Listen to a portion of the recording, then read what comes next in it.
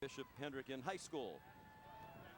As Eamon mentioned earlier, the son of a player, his dad Peter played. Ryan Benincasa got his first face-off of the Final Four and committed a violation for Virginia. Well, Maryland wants to work quickly. They have a 6-2 edge now in face-offs. Catalino swung it down low. Looked like Ryan Young wasn't expecting it. Gilman way out of the net. He is terrific out of the cage. And here's Chris LaPierre, the sophomore out of Medford, New Jersey. Whistle behind the play for a timeout called by Tom Starzio. With just under 4 minutes to go in the first half, and the national championship game tied at 3. It's a proud Maryland program. Over 700 wins all time. They've never had a losing season, but they haven't won it all since 1975.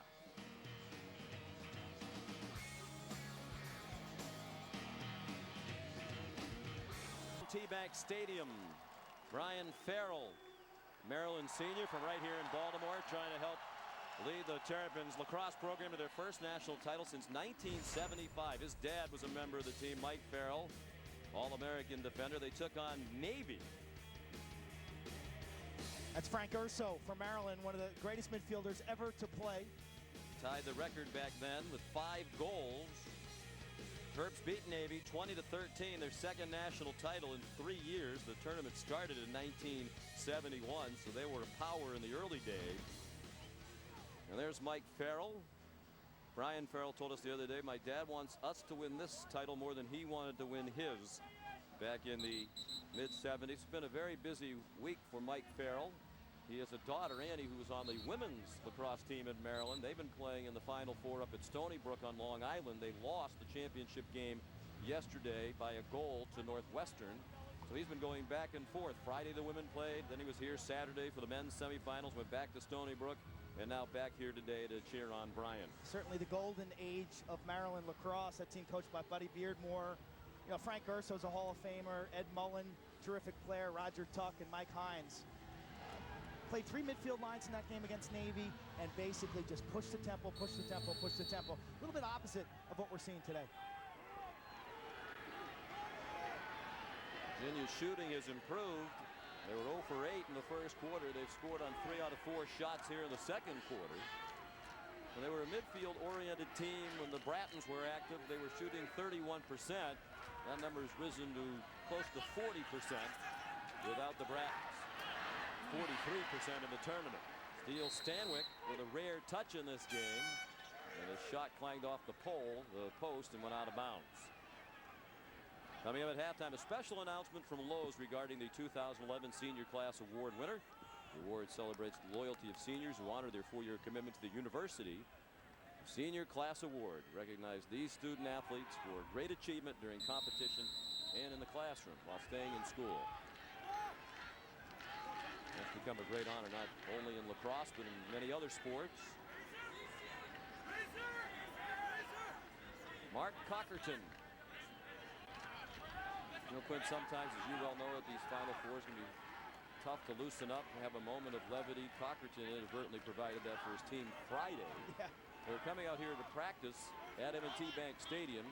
Coach Starzio knew that Colin Briggs wasn't going to play the next day, so Cockerton was going to take on a lot of his role. He was an important guy to have focused at practice. Mark still has the ball.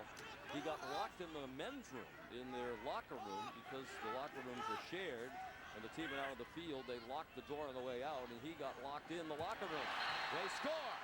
Great ball movement, and it's Nick O'Reilly who's already assisted on 2 goals. Scoring his first of the day and 8th of the season to give Virginia the lead again.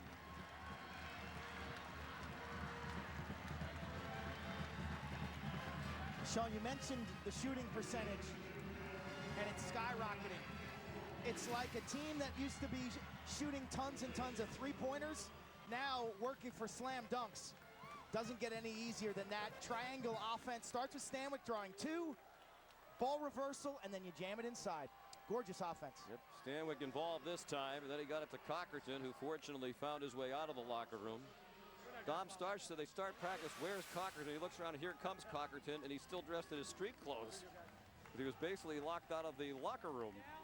And once he explained what happened, Tom was a bit more forgiving. I guess Cockerton's one of those characters. He's the kind of guy that would happen to.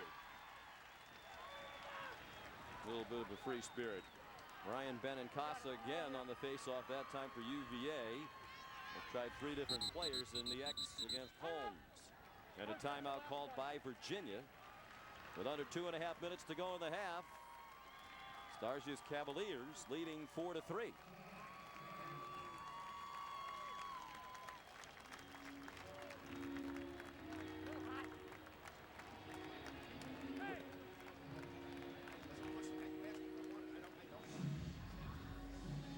So it's 4-3. What are your impressions so far as we approach halftime? Well, Dom Starsia kind of warned us. He said this likely looks like a low-scoring game, and it appears to be a game that 9-8 type finish, 8-7, 10-9. Could be both teams in single digits.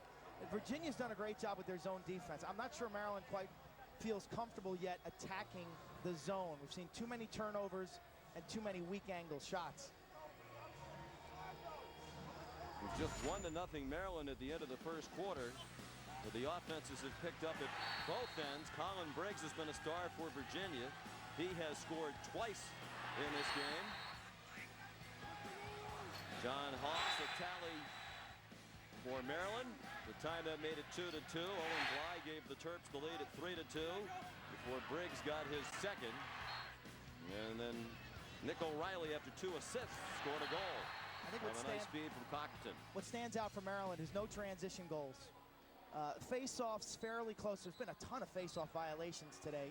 I think they're both all the face-off specialists are a little jumpy, and the acoustics are always tough in the big stadium with a large crowd.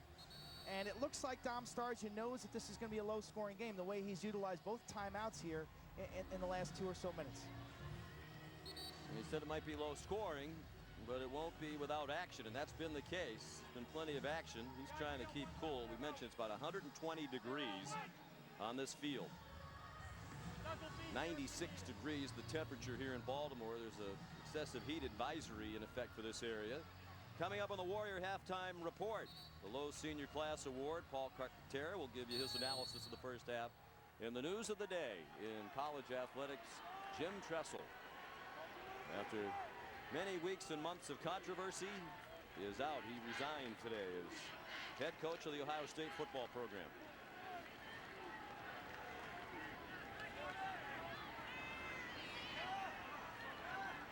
Virginia's been very good with the ball today. Just 1 turnover.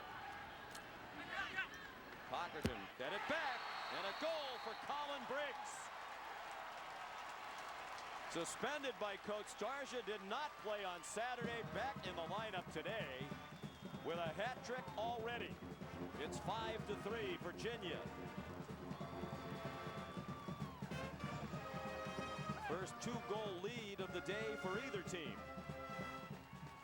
From a fundamental standpoint, this Virginia team is as textbook as it gets in terms of shooting release points. Cockerton draws 2. It's a little step down shot by Briggs. Catch, slide step, straight over the top. You don't think fresh legs mean something today. Temperature on the field's 120. He didn't expend any energy on Saturday. No. It almost seems fitting. We talked about the adversity that Virginia has dealt with. I guess it follows the script that a guy who was suspended on Saturday would be at the forefront in the very next game. If you had told me early in the year that Virginia would win a semifinal game without Shamel Bratton, Ramel Bratton, and Colin Briggs, I would have said you're crazy. And Matt Lovejoy. Right off the face-off, the charge to the goal by Landon Carr, denied by Gittleman. And time for the counter for UVA. Ray Malfris, senior captain in his last game, lets one fly. Amato got a stick on it. Maryland ball, 1.5 minutes to go. Malfris, one of those senior captains who helped lay down the rules. Ultimately, the discipline lies in the hands of Coach Starsia, but it's been with a lot of input from his captains. Malfris very intense, sent out some emails in the middle of the year that, according to some of his teammates, actually even scared them a little bit. John Haldy, his roommate and fellow captain, told us yesterday a lot of the guys on the team are afraid of Ray Malphurs. He's supercharged, basically. One of the most intense dudes I've ever met, ever covering lacrosse. He wants to enlist in the Army and get himself involved in special operations. His dad, Steve, is an Army veteran. Michael Shakespeare on the field for Maryland. Hasn't seen a lot of playing time in his Final Four. He's number 10.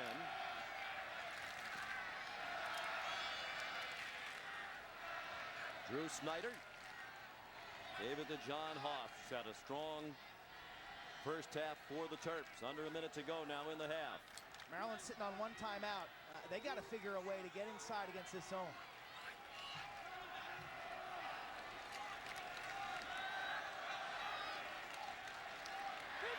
Here's the stall warning. Second against Maryland. Make that the third. Catalino, double team, sweeps it away, charges toward the goal. He's on the ground and the shot goes wide by Young. Looked like he had a great shooting lane and missed the net.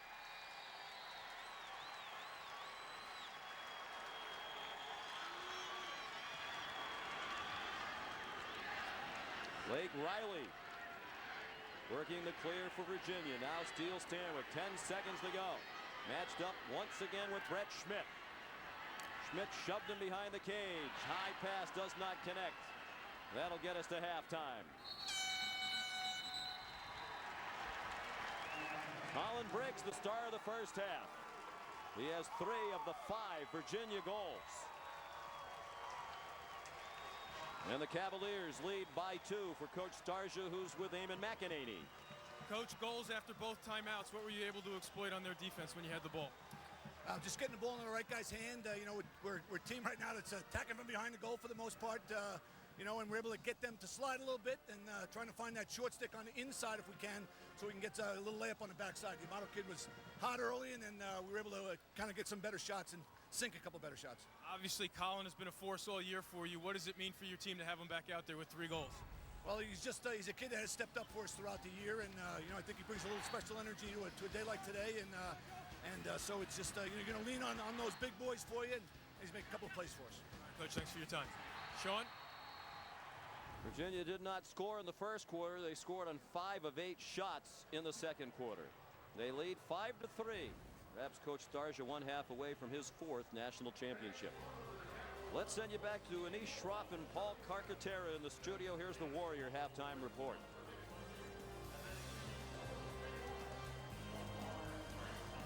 National championship game is presented by Enterprise Rent-A-Car from M&T Bank Stadium in Baltimore, Maryland. In all ACC national title affairs, Virginia leading Maryland 5-3 as we get ready for the second half. Welcome back to Baltimore, Sean McDonough and Quint Kessenich. And a hat trick. And Virginia once again dominates the second quarter in this NCAA tournament. Here's a look at the Home Depot storyline. Virginia with the 2-goal lead. It's the only 2-goal lead for either team. Briggs the hat trick. O'Reilly and White the other goals for Virginia. For Maryland, Catalino, then Haas and Bly as the Terps look for their first national title since 1975. And their players talk about how they are doing this not only for themselves today, but trying to do it for all the players at Maryland who fought hard over the last 35 years without winning a national championship. Good start to the second half for Maryland as Curtis Holmes won yet another face-off. Sean McDonough, Quint Kessenich, and Eamon McEnany, who undoubtedly is not very cool down on that field surface at the moment. Temperature here in the mid-90s. It's 120 on the field turf in the home of the Baltimore Ravens. And among those in the house today, the terrific coach of the Ravens, John Harbaugh, and his coaching staff. Haas sent it up high. Drew Snyder, son of a former Virginia star player. Now Ryan Young out in front. Loose ball scooped up beautifully by Chris Clements. And then taken back by Snyder out of Seattle, Washington. Haas again, who had a man all alone. It was Ryan Young out in front of the net, but didn't get it to him. Long shot by Snyder, blocked. Maryland's got to start making this more of a street fight.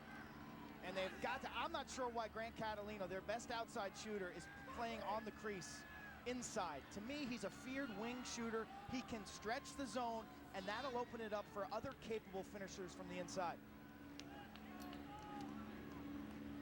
Maryland looking for that first title since '75. They've had some chances. They've lost their last 5 trips in the national championship game. Long shot by Drew Snyder.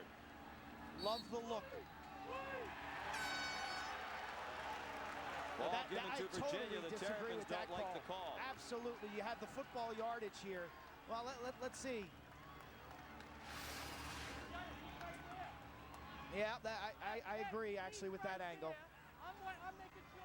Ball went out closer to the midfield line than I thought, and it was Steele Stanwyck. Let's go down to the field. Here's Amon. Well, Sean, talked to Coach John Tillman on his way out of the locker room. He said what bothered him about giving up those last 2 goals at the half was that they were slow to get out on the ball due to poor communication. And then, like Quinn said, turning it into more of a street fight. He said we have to get better off the ground if we're going to come back and win this game. Sean. Thank you, Amon. John Tillman's done a terrific job. Walked into a lot of talent. He inherited a team that was expected to be very good. Inherited 17 seniors, but that was also part of the problem early on. The veteran team that was very accustomed to doing things in a certain way. And he brought a number of changes with him from Harvard. There's the head coach for 3 years. Spent 12 years as Navy as an assistant. And at the beginning, there was some resistance. As the season went along, it looked like players and coaches all got on the same page. That's certainly been true lately. Colin Briggs with his 4th goal of the game for Virginia.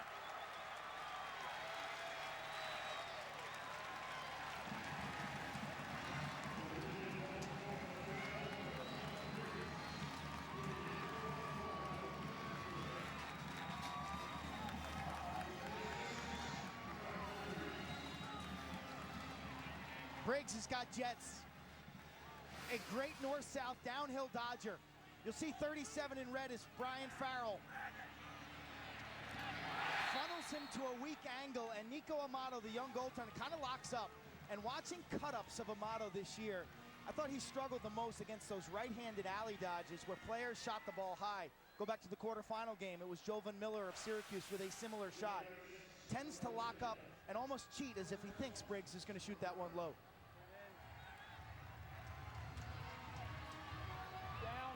Second 4-goal game of the season for Colin Briggs. He had 4 against Duke. There it is. Curtis Holmes, the faceoff. Scooped up by Chris LaPierre, who's great off the wings. 4 straight goals for Virginia.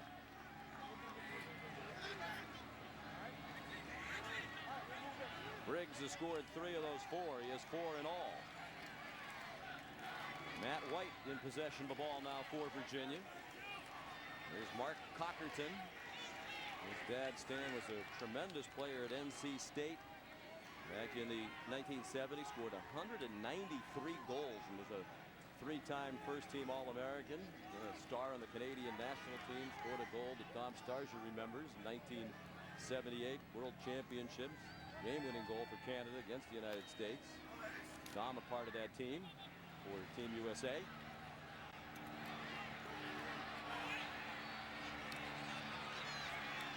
Round ball scooped up by the Terrapins' Michael Shakespeare.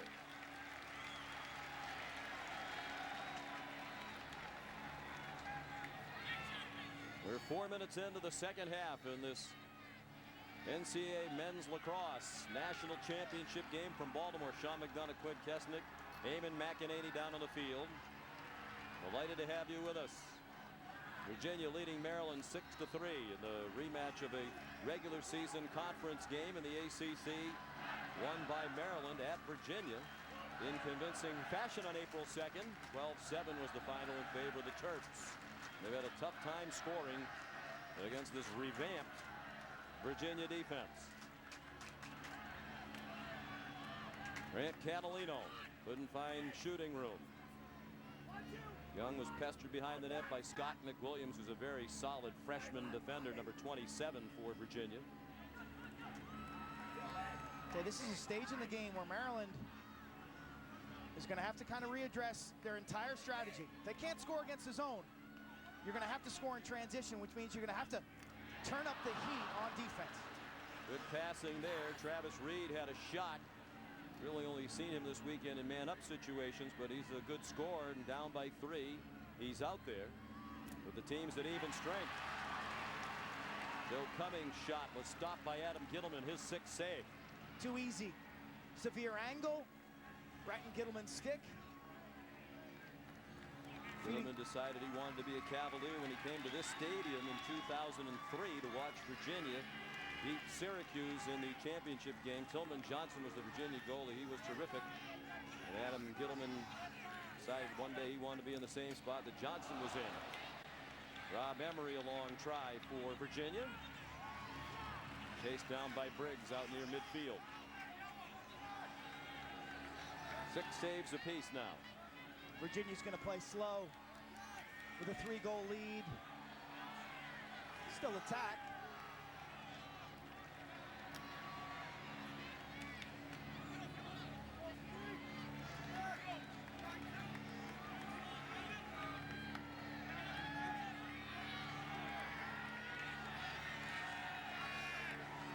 Steele Stanwyck. Right out in front. Call for a crease violation. Trying to get by Brett Schmidt. That's been a great one-on-one battle again today. Yesterday we talked to Brett Schmidt. He said Steele Stanwyck is definitely the smartest player in the country. Left side of your screen, you see the hardest call in lacrosse for these officials. Is it a push? Is it a dive? Just the second Virginia turnover, so now it's Maryland down by 3. Flag flies.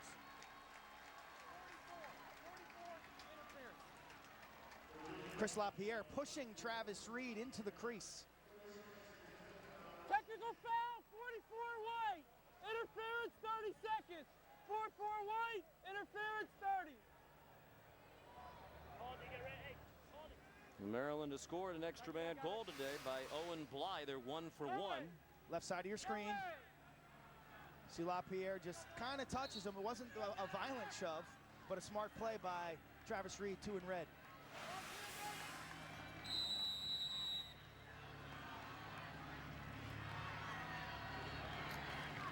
Travis Reed, his dad Jake, played on the national championship team back in the mid-70s.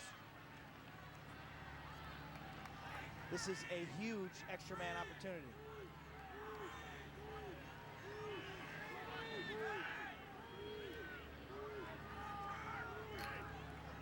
They're running out of time with the extra man as they work the perimeter. Shot by Reed went wide. Now a follow-up shot by Jake Bernhardt. Turned aside. It'll be Maryland's ball. Virginia back at full strength. And we're nearly midway through the 3rd quarter. They've gone more than a quarter now, the Terrapins, without scoring.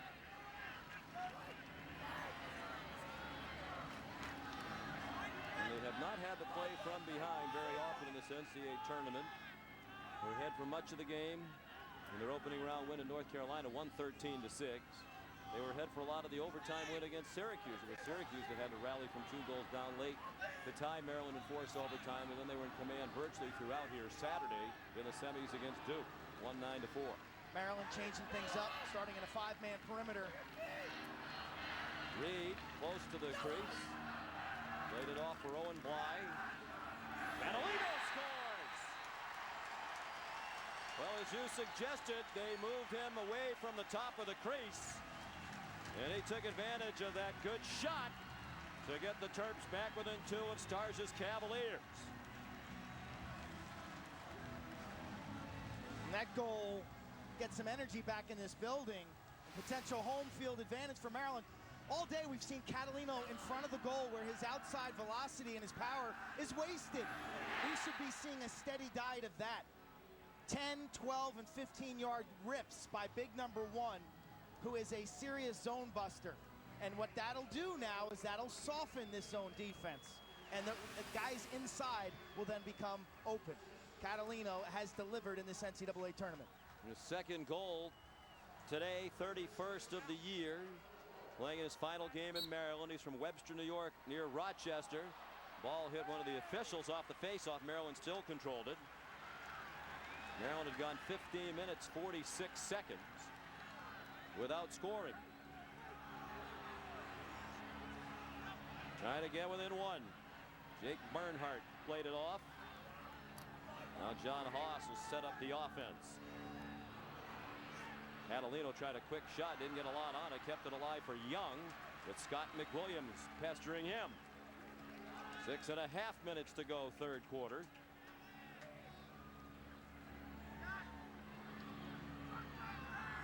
It's Catalino who scored the game-winning goal in overtime against Syracuse. A week ago yesterday in Foxborough, Massachusetts. He had an 8.5-hour bus ride back to campus to savor that moment. He's trying again from the top of the crease, denied by Gilliman. And the ball scooped up by Harry Priebus, sophomore out of Towson, Maryland. The reason they bust, they could have flown Quint up from Baltimore to Boston for the semifinals last weekend, or quarterfinals. But Coach Tillman wanted to take all 60 guys on the team. You can only dress 32. But he felt like all the players deserved to be there. They were only going to be able to fly the 32 players who were going to dress. So they decided to take the bus. Been part of their underdog kind of character they've created for themselves. Max Schmidt forced the turnover. Here come the Terrapins again with a little more life in their step. You sense momentum has shifted to their side with the goal by Catalino, and the crowd's trying to help keep that momentum going.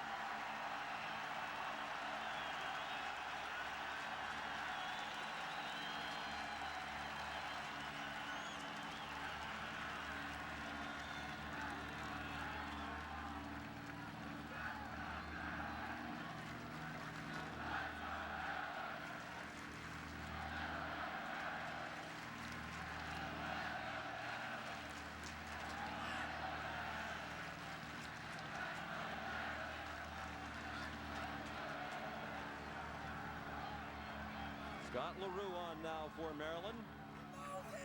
Ryan Young had a quiet weekend.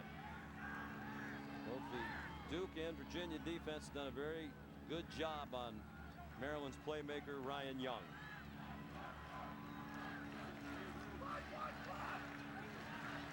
Both of our Warrior Impact players have been held in check by these two talented defenses. And the Terps turn it over for the 7th time.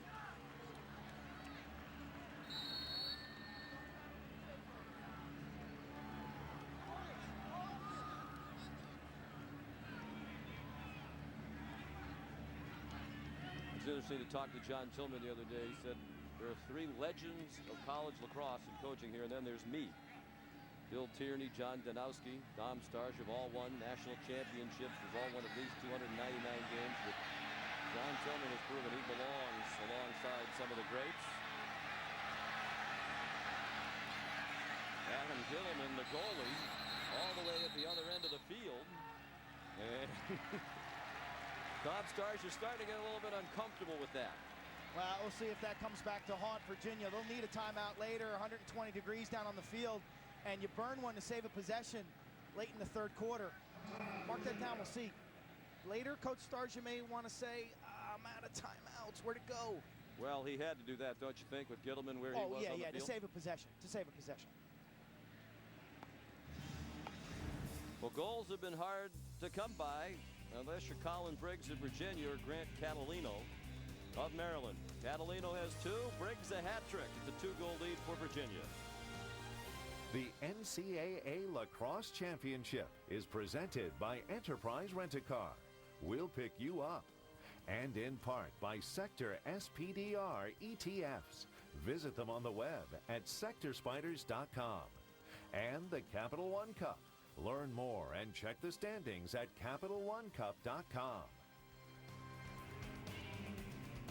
Thanks to the Venture card from Capital One, we get double miles on every purchase. So me and the boys earned a trip to DC twice as fast. Oh, hi. We get double miles every time we use our card. And since double miles add up fast, one more chariot, please. We can bring the whole gang. I cannot tell a lie.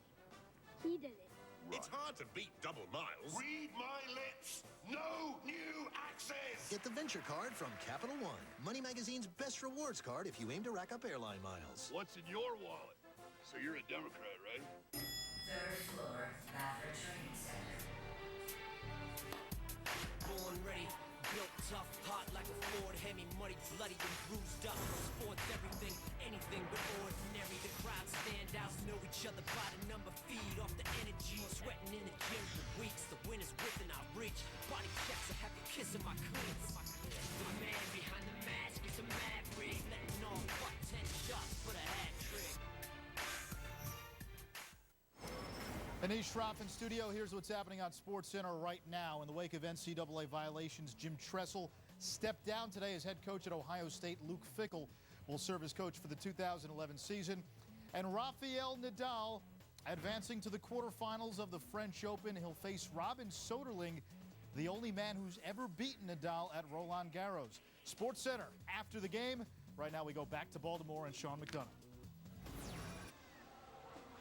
All right, Anish, thank you very much. John Tillman trying to drop some offense for Maryland as Terrapins down by 2 late in the third quarter. Let's take a look at the Capital One Cup standings. The update brought to you by Capital One. Teams competing for a $250,000 scholarship donation from Capital One. Right now it's Auburn with a 10-point edge over Connecticut and Eastern Washington. Stanford in California not far behind. Rob Emery to Colin Briggs. Virginia's ball, 3.5 minutes to go. Third quarter of this college lacrosse national championship game from sweltering Baltimore, Maryland. The temperature at game time 96 degrees with high humidity.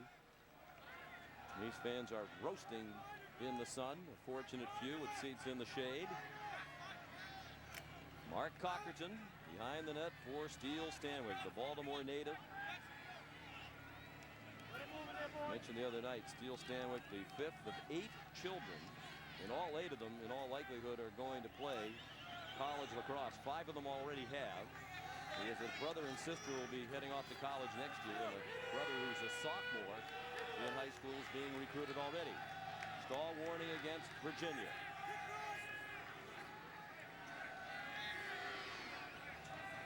Cockerton charged to the front of the net. Nico Amato held his ground. Briggs in the right place again for Virginia. Out in front and denied by Amato. Briggs bidding for his 5th goal of the game. He's never had a 5-goal game. This is his second 4-goal effort.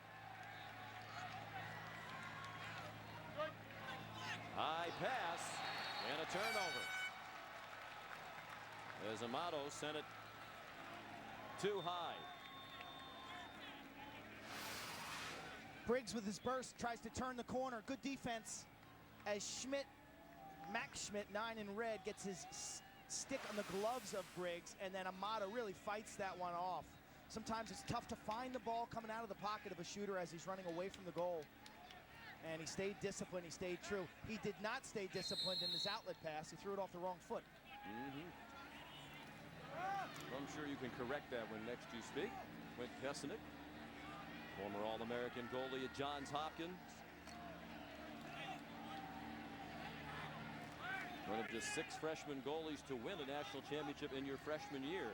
And Amato would have a chance to join that list if Maryland would win today. They haven't won it since '75. No unseeded team has ever won the NCAA lacrosse tournament. Maryland is the 6th unseeded team to make the final game. Of course, Notre Dame did it last year, lost in overtime to Duke. Matt Kubler, part of the 2nd midfield unit, getting some time now for Virginia in the final minutes of the third quarter. Who would have ever guessed that Virginia would play such a deliberate brand of lacrosse? I think it's an axiom that's true of coaches across all sports.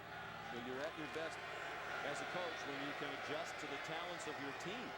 And that's what Dom Starsia has done.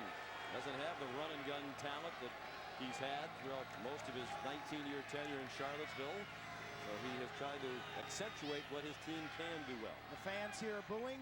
People are wondering why there's no shot clock in college lacrosse.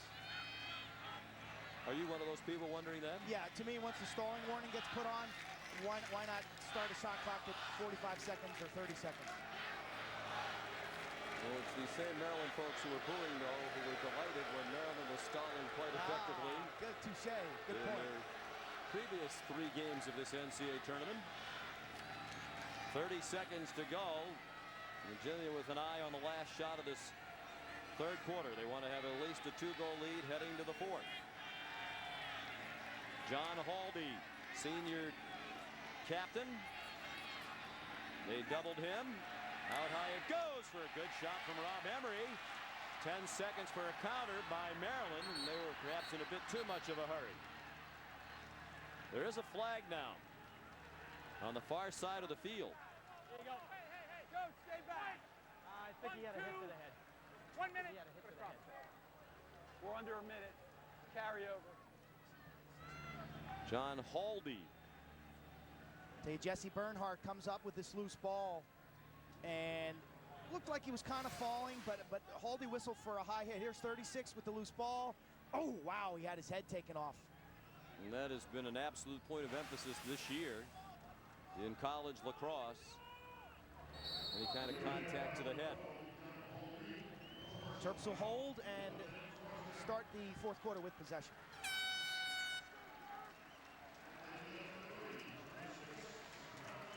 Each team scored 1 goal in the third quarter. Briggs his 4th of the game for Virginia. Catalino his 2nd for Maryland.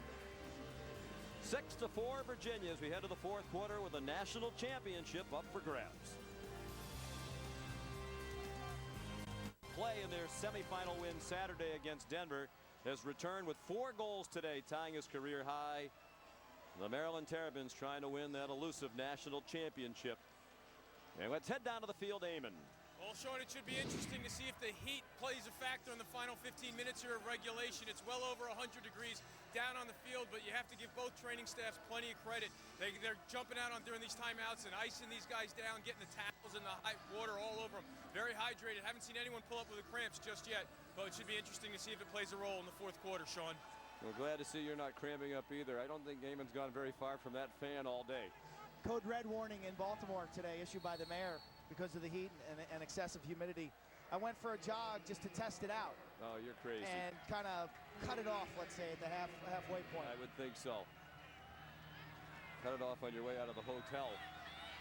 Grant Catalino, huge man-up situation here for Maryland. 1 for 2 with the man up today. They lost possession of the ball and scooped up by Bray Malthus. And now Harry Priebus. He became the starter when Matt Lovejoy went down with shoulder surgery at mid-season. As Dom Starsia said, they lost their quarterback of their defense, and it was a young and inexperienced group to begin with Lovejoy. But this remade defense has been terrific, particularly when they went to the zone at mid-season. Dom Starsia says, it pains me to watch us play zone. He hates the idea of it. He's prided himself on the years of being a man-to-man defensive coach. They played more zone this year than they have in his other 18 years combined, but it's worked. Out of necessity. Remember when they showed it for the first time on ESPNU against North Carolina? I'm up in the booth kind of shaking my head like this isn't hard to believe that a team with a legacy of great cover defenders, aggressive checkers, that loves to play up-tempo is kind of packing it in the zone. Now Virginia killing time. Great opportunity squandered by Maryland to open the quarter with the man up. John Haldy, double team, breaks free from that. And now Nick O'Reilly will set it back up to Briggs, using his great speed again. Behind the net for Steele Stanwick. And the pass was not handled. Down along the midfield line. Won by Maryland. And now it's scooped up by Ryan Young. Both teams substitute. Trying to catch Virginia off guard. Flag down. Is it a goal? Yes, say the officials. Brian Farrell.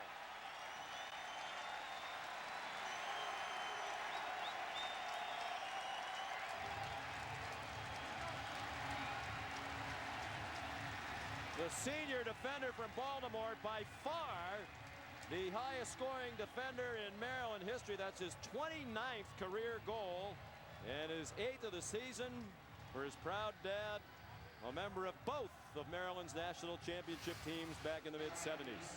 Off the restart, it's Ryan Young who realizes that the Terps have a number advantage. It's a 3-on-2 fast break. Bly picks up the assist. Farrell runs the field. The flag was for a push. He was absolutely freight trained from behind. But that play, because Ryan Young got the ball off the offsides, it was a quick restart, and he saw the numerical advantage.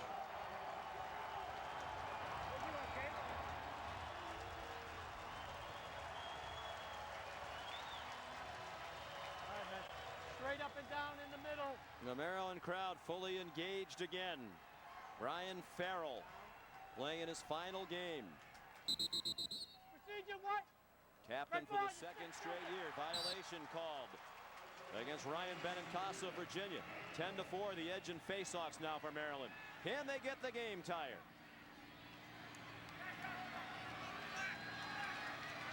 Catalino.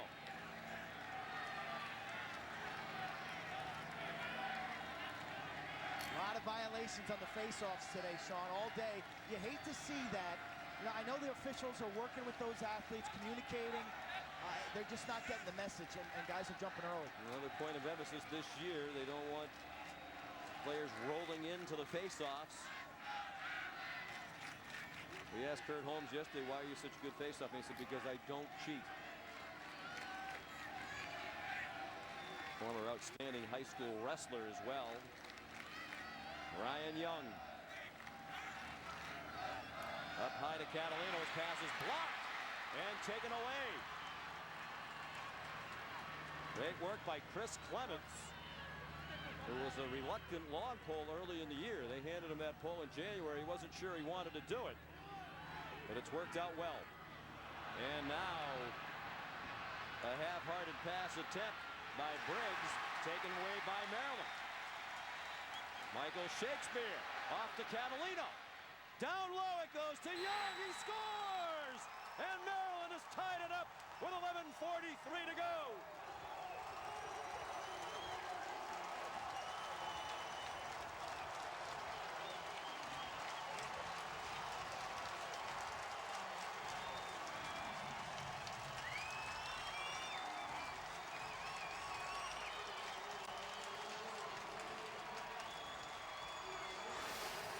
Turnover in the middle of the field, ball on the deck. Look at the red jerseys. This is what we saw on Saturday. Shakespeare, contested ground ball, moved on to Catalino. What I love about this is Catalino draws two. There is not a numbers advantage there. He makes this a numbers advantage by using his size and leaning in. And then Young takes that extra step to greatness, improves his angle, and beats Gilman. Great time for Ryan Young to score his first goal of this championship weekend. He's had a very quiet weekend in terms of points. His first point of the day, 20th goal of the year. If you Dom Stars, you're thinking you used the timeout to bail out Adam Gittleman in that third quarter. You're down to one timeout. You can't take one right now, as Maryland maybe is going on a big run here. Fourth time the game's been tied. Maryland has scored 3 unanswered goals. They were down 6-3 early in the third quarter. They led early. 1-0, led 3-2. Garrett Ince won the draw for the University of Virginia. Will they have the answer for this 3-goal run by Maryland? Chris LaPierre. John Haldy. Vince, the face-off man, is going to go off after doing his job against one of the best face-off men in the country, Maryland's Kurt Holmes. 11 minutes to go. National title on the line. Long pass by Stanwyck back to Matt White. wonder how much these players have left in the tank on this brutally hot day. Second game in 3 days, which is a rarity in college lacrosse. Haldy lost the ball. Virginia got it back. 10-minute mark. This is when every sprint, every weight training session, eating the right things and getting the right rest all along the course of the season pays off. Stanwyk, little stutter step behind the cage, stepped out in front but couldn't get away when his longtime companion Brett Schmidt. Schmidt, good feet, great stance, sitting down low, playing his angles. Emery. Back to Stanwyk, O'Reilly. Out in front and they score! Matt White set up beautifully by O'Reilly, who assisted on 3 goals today now. Virginia back on top with 10 minutes to go.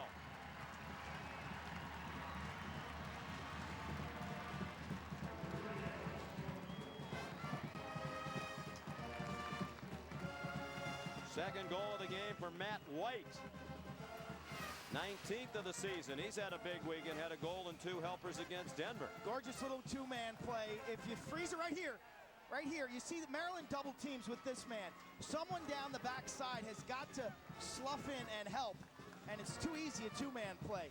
When the Maryland defender steps to the ball carrier, they got to get the rotation down the backside. See White all along at the back post? That is a communication goal defensively. If we double, who's got the second slide, who's rotating down the backside. And you could see the frustration in Ryder Bolander, number 34 of Maryland, as that ball went in the net. He knew there was a breakdown defensively, and that's been a rarity for Maryland in this NCAA tournament. Matter of fact, the 7 goals scored by Virginia today, the most Maryland has allowed in their 4 games in this NCAA tournament. Ince controlled it again, back for LaPierre. 2 straight face-off wins by Garrett Ince, the senior from Oakville, Ontario, coming through for Virginia in the crunch.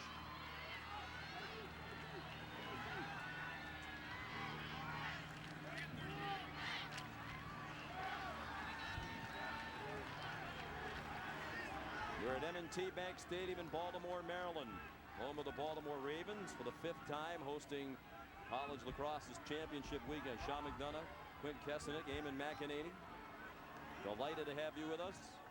Virginia trying to win its 5th national championship. Its 4th since 1999 under Dom Starsia, while Maryland in its 10th title game trying to win the 3rd national title in school history and the 1st in 36 years.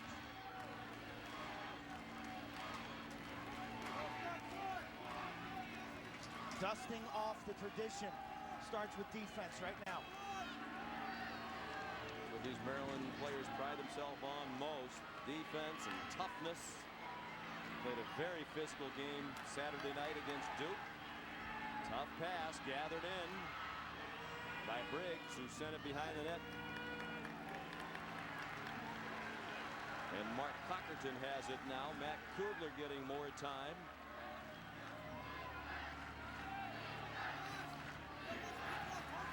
Stall warning in effect. Under 8.5 minutes to go. Third keep it in situation of the day for Virginia with a 1-goal lead.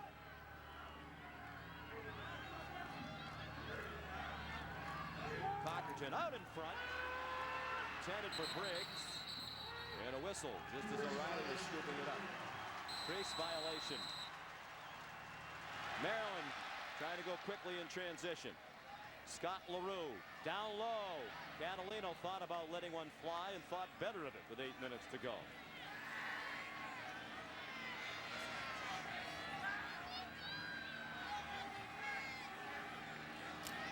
Owen Bly behind the net for Ryan Young.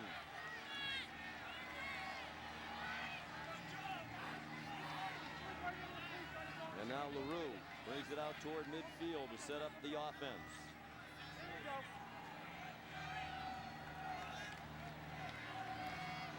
Catalino cutting to the middle. He missed it. Bly almost had a shot out at the top of the crease. It wound up with Adam Gilliman. Deflected by the Virginia's own defense, packing it in tight, blocking shots, getting their sticks in the passing lane. They've been terrific. Blake Riley, the clear sophomore from South Hamilton, Massachusetts, has excellent speed. Tom Starsia mentioned the other day he can be a one-man clear, and he's done that several times this weekend. Under 7 minutes to go in this national championship game. Virginia the ball in a 1-goal lead. Matt White scored the game-winning goal in overtime in their first-round win over Bucknell when it looked like they were about to be eliminated. He has the go-ahead goal again here today. And here he comes toward the front of the goal mouth. Shut off.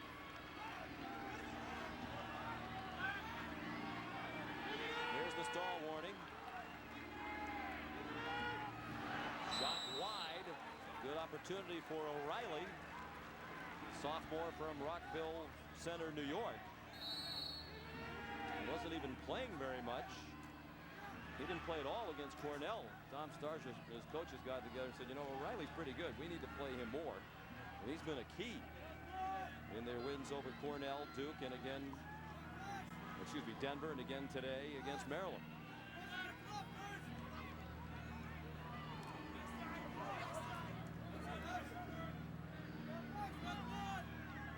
And Burns watching Rob Emery.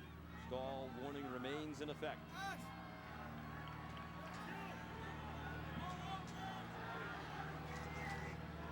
Can you play 6 minutes of keep away? Looks like they might try. Maryland fans don't like it. Stanwyck set a pick and then got the ball. And they roll into a shot and a goal by Matt White.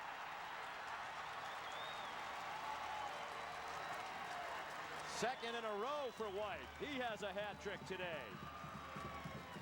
And the Terrapins down by 2 with 5.5 minutes remaining.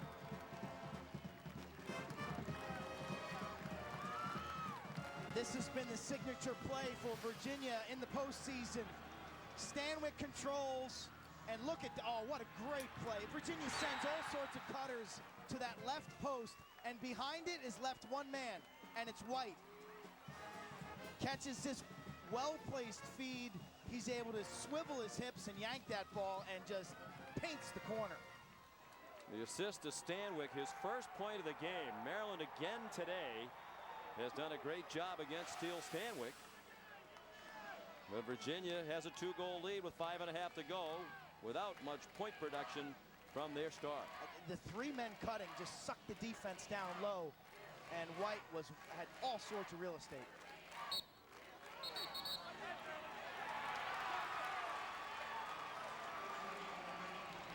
This is when Maryland's going to have to press out defensively.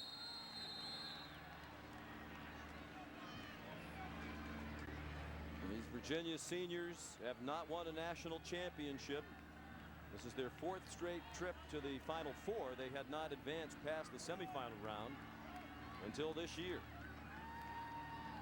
John Haldy in possession of the ball for Virginia. As we tick down to 5 minutes remaining in this national championship game. Stall warning very quickly this time against Virginia. Last possession, they seem to lull the Terrapins to sleep and then score. Tell you, defensively, the time to go is now. You've got to flush this matchup. Got to send a double team. The adjacent men have to stretch out. And here they come with a little more pressure on Haldy. The handoff to Stanwyck. Now Nick O'Reilly, who has 3 assists to go with a goal today. The young man who didn't even play against Bucknell in their first NCAA tournament game. 4:20 to go. Chris Bachlet killing time.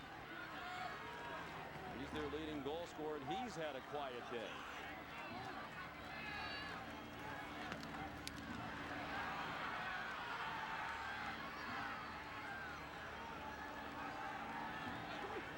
Rob Emery with 4 minutes to go.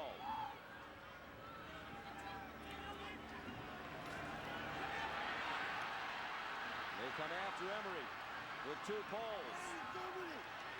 Great job to keep possession of the ball. And I believe Virginia called a timeout as Tom Starsia sensed that Emery was in trouble.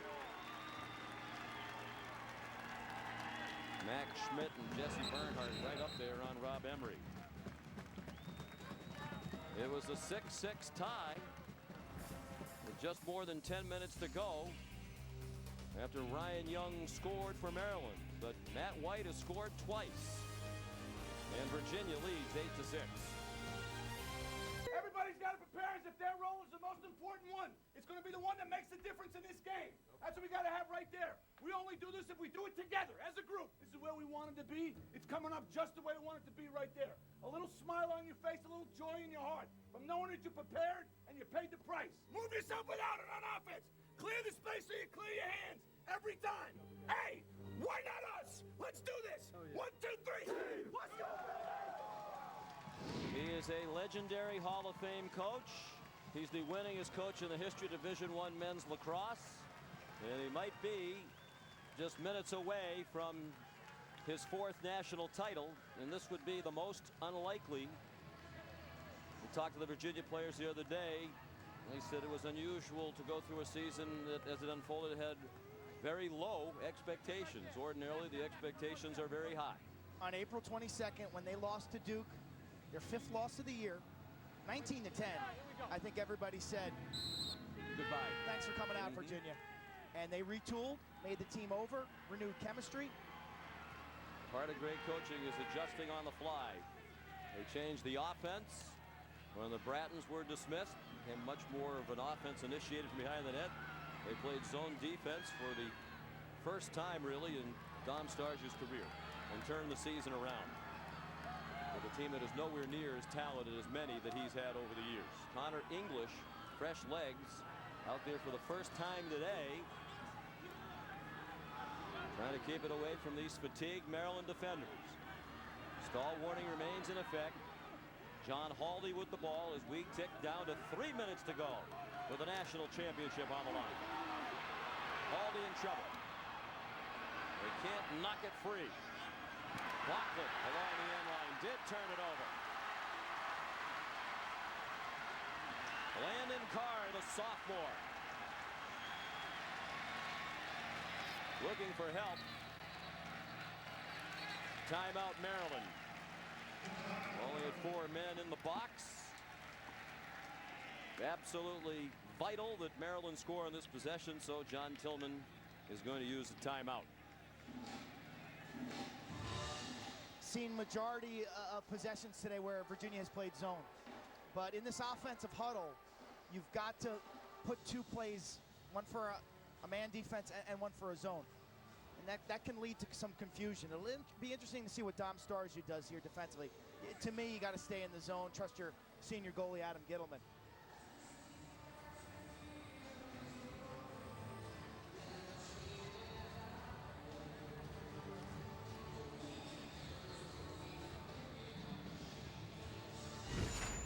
Take a look at the scoring in the 4th quarter. Virginia led 6-4 entering the quarter. It was Maryland with 2 straight goals to tie it up. Farrell, the pole, scored, and then Young, his first of the weekend. And both of those goals had the same thing in common. They were off of scramble situations, whether it was a restart or a loose ball win. Matt White from O'Reilly, 7-6, was a huge goal. And then White strikes again, 8-6. With about 5.5 minutes to go, Virginia goes into their stall. They killed about 3 minutes, and now Maryland looks to draw within 1.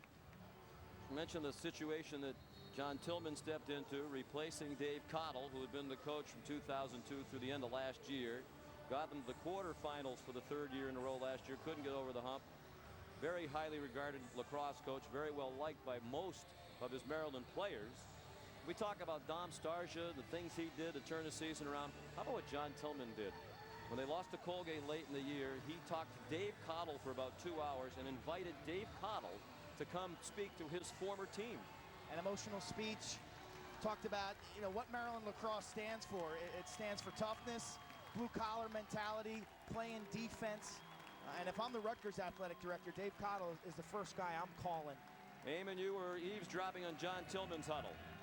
Well, Sean, the message was patience. Do not rush it. Do not take the first look. Throw it around. They're going to run a play called Pride.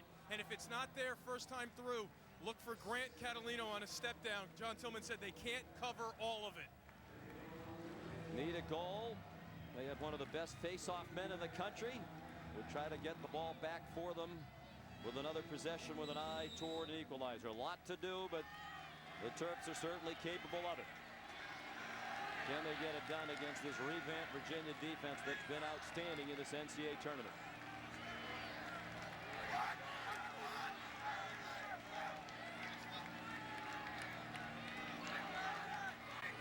.220 to go. They are being patient, but the pass did not connect, intended for Cummings. Raced out by Chris Clements, the redshirt junior from right here in Baltimore. Now they can start to sense it on the Virginia sideline. Chris LaPierre. They need to blitz him. He got rid of it to O'Reilly. And Virginia will just try to play keep away here. Minute 50 to go. Great chance and a goal! Colin Briggs with his 5th of the game. That should put it away for Virginia.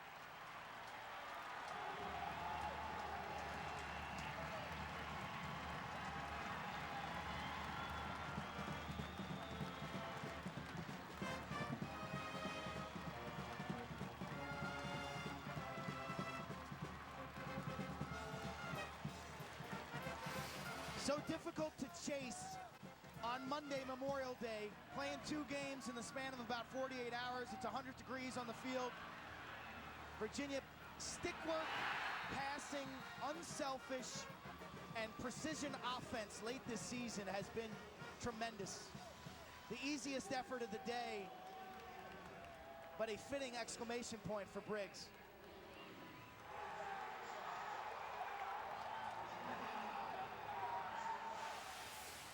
Career high 5 goals for Briggs. O'Reilly, who didn't even play in their opening round win against Bucknell, has 4 assists today and a goal. And we talk about all the unlikely things that has happened for Virginia to get here, and now they're a minute 50 away from a national championship. And how unlikely is what has happened today? Stanwyck has 1 point in assists. Bocklet, their leading goal scorer, one of the leading goal scorers in the country, who has scored a goal in 35 straight games, doesn't have a point today. They're their top 2 point scorers. With Virginia, it's all about role players this year doing their thing, and they're doing it again today. There was a point in the season where you could see all of a sudden guys were getting playing time who hadn't got touches. And it's like, oh yeah, I'm a good player. That's right, I got recruited to play at Virginia. I know I've been on the bench for most of the year, but I'm a high school All-American. Well, in a desperate situation, turns it over again. Scott McWilliams has been so solid. And he should commend these great defenders of Virginia who don't get their name called a lot because they don't handle the ball. Guys like Scott McWilliams and Braden Malthus, Harry Priebus, Blake Riley, Wyatt Meltzer, Bobby Hill. Chris Clements has had a huge day today. 1 minute away is Virginia from the school's 5th lacrosse national championship.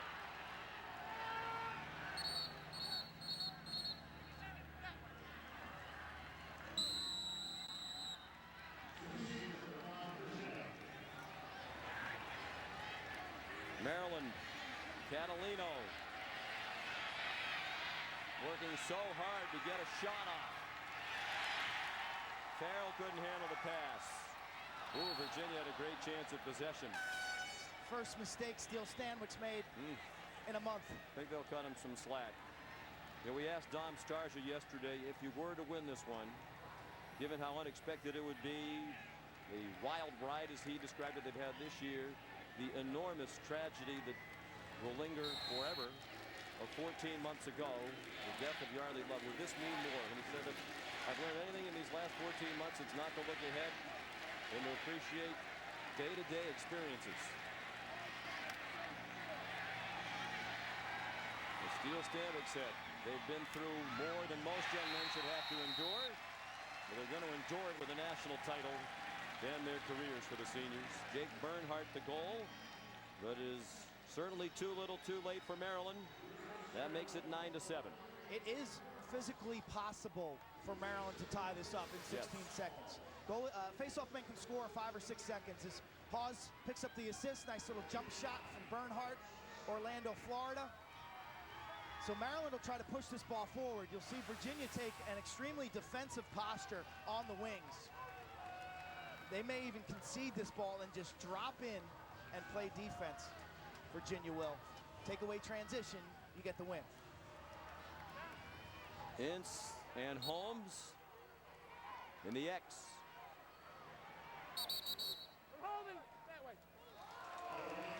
Ince call for a hold. Here comes Maryland. It is possible, but they need a goal immediately. Joe Cummings, tough shot. Out of bounds. Whose ball is it? It'll be Maryland's, but with only 4 seconds to go now. There is a flag down on the far side of the field. Post whistle violation. Post whistle violation. They pick up the flag.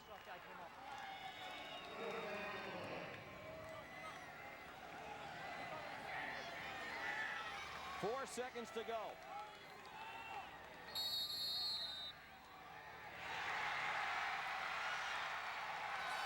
Virginia has won the national championship for 2011.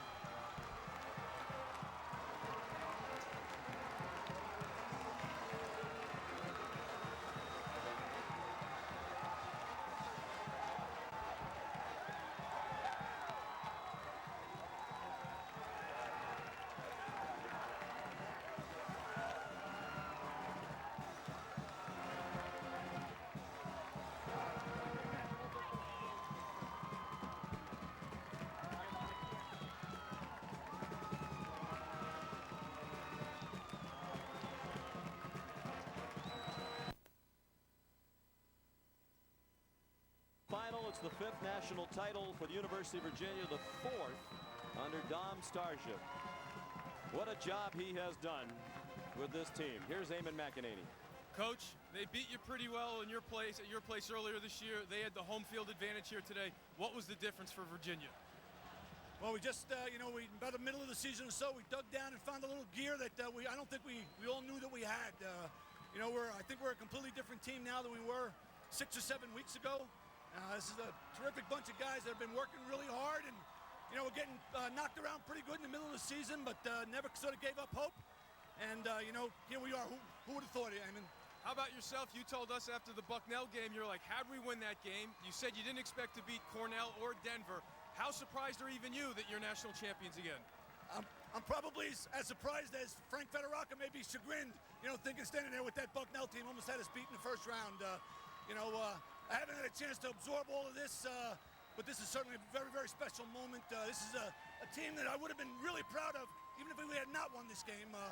But the fact that we were able to come back, that they tied it, we came back and won it, sort of epitomized the whole season for us. Along those lines, when you walked off this field after the semis a year ago, you said the score was almost meaningless. How significant is the final score here today for you and the University of Virginia? Well, these kind of moments are so precious, and you never know if you're going to get back. And for us to be out here today and to win this game and to win a championship like this, Eamon, people that go through this understand how hard it is to win, and when you get here to this day, this morning, I'm thinking to myself, it reminds me of how hard it is to win, all the guys that are trying to get here to do this, the fact that we're able to get it accomplished obviously means a great deal. Last week, you became the all-time winningest coach. You've just won your 4th national championship. What does the future hold for Dom Starship? Right now, I'm going to go try to find my family and thank them for allowing me to do this after all these years, and appreciate this with a really nice group of young men. Thanks, Coach. Go celebrate. Sean? Well, he's very proud of those young men. As Steele Stanwyk said, over the last 14 months, they've endured more than most young people their age have ever had to endure. And 14 months after the enormous tragedy, here's a national championship. To me, it's an amazing life lesson, almost in the power of team, where on paper, maybe not the same Virginia roster, but you had kids who bought in. They came to terms with who they were and what type of lacrosse they had to play and how they had to behave off the field. And this amazing chemistry, and just improbable in many ways from if you go back a month. Holland Briggs, for the day he will never forget. 5 goals, a career high. And we talked about the way this season's gone for Virginia. 4 starters suspended or dismissed at one point or another. Briggs didn't even play Saturday. From the bottom to the top. That's the way to go, everybody. Right in, let's go. Come on, we go. Hey, shake their hands. Deserve it. Virginia, go. Get up! Get up! Get up! Get up! Let's go. 1, 2, 3. Get up! And these players, as you can hear what they're saying for Dom, they have great affection for their coach. Bray Malphurs said, I don't think he slept in 14 months after what happened last year. Great effort by Maryland, comes up just a little bit short. They wanted so much to end this long national championship drought for the proud Maryland program. Back with more from Baltimore right after this.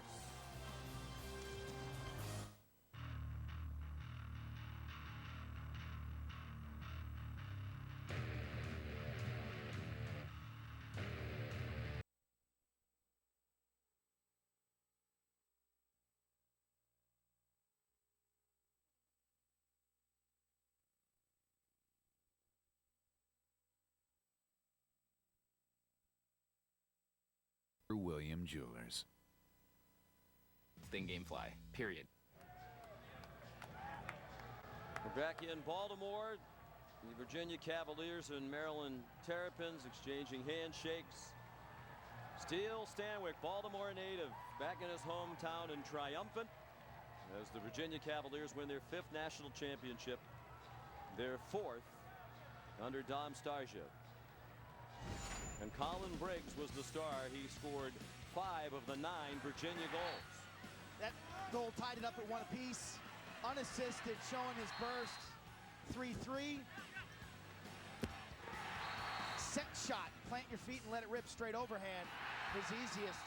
Gave Virginia that 9-6 lead. Fresh legs proved to be the difference.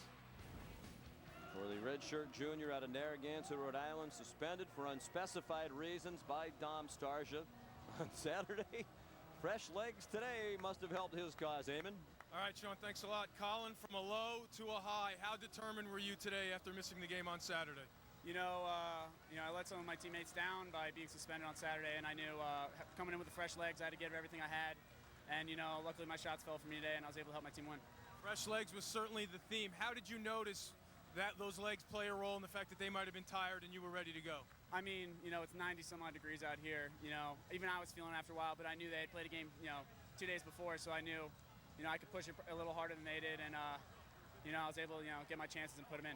When you go to Virginia to play midfield, you think about running and gunning and getting 50 more shots a game. How did this offense reinvent itself in the postseason?